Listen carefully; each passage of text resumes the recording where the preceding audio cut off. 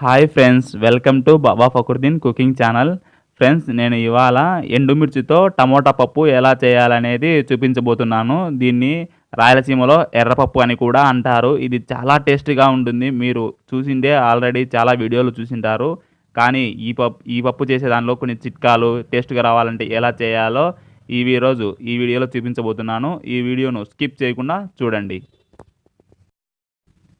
ఎర్రపప్పు చేసుకోవడానికి మనకు సరిపడా కందిబ్యాళ్ళను తీసుకొని వాటిని ఫస్ట్ నీటితో శుభ్రపరచుకోవాలి.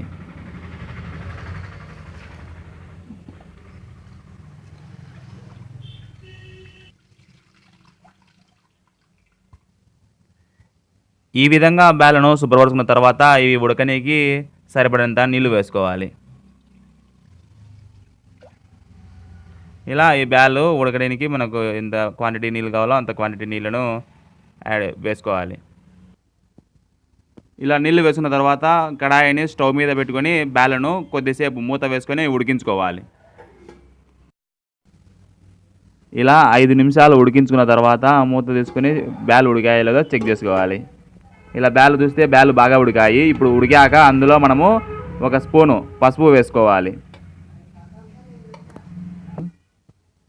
ఈ విధంగా పసుపు వేసుకున్న తర్వాత మనం ముందుగానే టమోటా పండ్లను ఈ విధంగా నీటితో శుభ్రపరచుకొని ఈ విధంగా ముక్కలుగా కట్ చేసుకొని పెట్టుకోవాలి.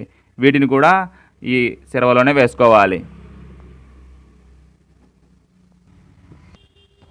టమోటా పండ్లు వేసిన తర్వాత మనకు రుచికి స్పైసీ ఎక్కువ కావాలంటే ఎక్కువ కారం, లేదంటే తక్కువ కారం, ఇలా 1 స్పూన్ కారం వేసుకోవాలి. ఇప్పుడు నేను 1 స్పూన్ కారం వేశాను. ఈ విధంగా పసుపు, టమోటా పండ్లు, కారం వేసిన తర్వాత మళ్ళీ మూత మూసుకొని ఇవన్నీ మళ్ళీ ఉడికించుకోవాలి.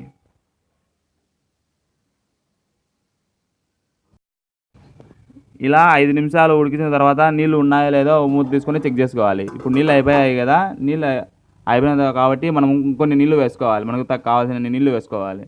ఇలా మళ్ళీ నీళ్ళు వేసుకొని మళ్ళీ మూత వేసుకొని కొద్దిసేపు ఉడికించుకోవాలి. ఇప్పుడు మళ్ళీ ఒక 5 నిమిషాల తర్వాత బ్యాల్ ఉడికాయో లేదో తీసి చెక్ చేసుకుందాం.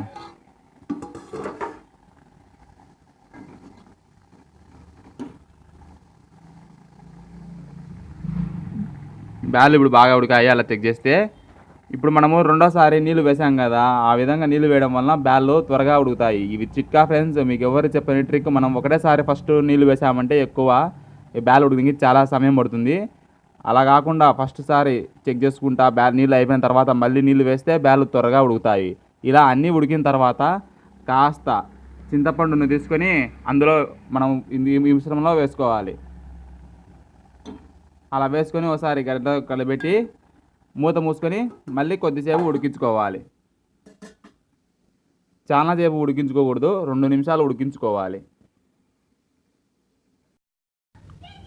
మనకు కావాల్సిన బియ్యాన్ని నీటితో శుభ్రపరచుకొని మనకు కావాల్సిన ఎసురు వేసుకున్న తర్వాత ఇందులో కాస్త నూనెను వేసుకోవాలి. వీడియోలో చూపిస్తున్నాం కదా, ఆ విధంగా కాస్త నూనెను వేసుకోవాలి. ఈ విధంగా నూనెను వేసుకున్న తర్వాత మూత మూసుకొని మనము మామూలుగా అన్నం ఎలా చేసుకుంటామో అదే విధంగా చేసుకోవాలి. నూనె మరీ ఎక్కువ వేసుకోవద్దు ఫ్రెండ్స్, 1 స్పూన్ వేసుకుంటే సరిపోతుంది. అంతే. నూనె వేసుకుంటే ఇక చేసాం కదా, మామూలుగా మనం అన్నం ఎలా చేసామో అంతే చేసుకోవాలి. హోటల్లో అన్నం పొడి పొడిగా వస్తుంది. ఇలా 2 నిమిషాలు ఉడికించుకున్న చింతపండు వేసుకొని ఉడికించుకున్న తర్వాత మనం పొయ్యి మీద నుంచి దించుకొని అందులో కాస్త ఉప్పును వేసుకోవాలి. మన రుచికి సరిపోయినంత ఉప్పును వేసుకొని పప్పు గుత్తి తీసుకొని అన్నీ బాగా మెత్తగా మెదిగే విధంగా ఎనుపుకోవాలి. వీడియోలో చూపిస్తున్నాం కదా, ఆ విధంగా పప్పు గుత్తితో ఈ విధంగా బాగా ప్రెస్ చేస్తే బాగా మెత్తగా మెదుగుతాయి. కొద్దిమంది మిక్సీకి కూడా వేస్తుంటారు. మిక్సీకి వేసిన దానికన్నా ఇలా చేస్తే చాలా టేస్ట్గా వస్తుంది పప్పు.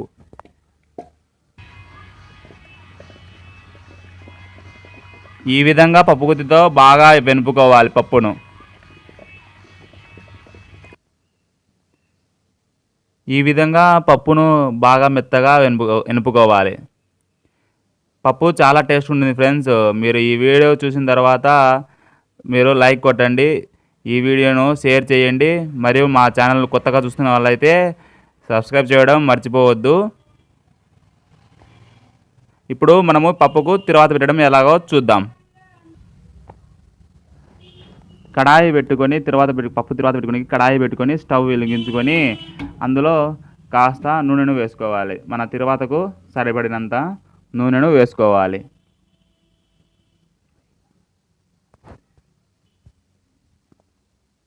అందరూ తిరువాతకు ఎర్రగడ్డను వేస్తుంటారు కదా, మనం ఇప్పుడు తెల్లవాయిని వేసుకోవాలి. తెల్లవాయిని వేసుకోవడం వలన పప్పుకు ఎంత టేస్ట్ వస్తుందంటే అంత టేస్ట్ వస్తుంది. ఈ తెల్లవాయలు మనము డైరెక్ట్గా వేసుకోకూడదు.